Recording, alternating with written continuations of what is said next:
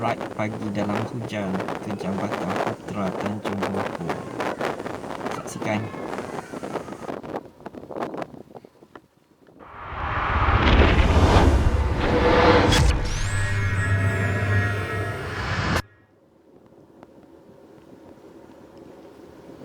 Assalamualaikum dan selamat pagi.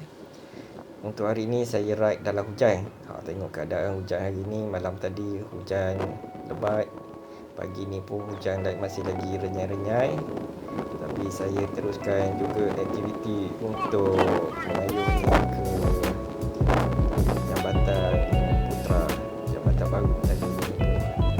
Jadi pagi ni ada ramai juga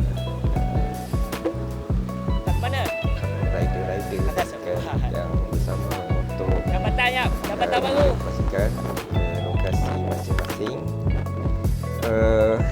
Boleh dikatakan jambatan ni tak pernah lagi saya lalui. Adalah kali pertama dengan pastikan. Cuba hari ni kita nak test ride lah macam mana keadaan jambatan ni.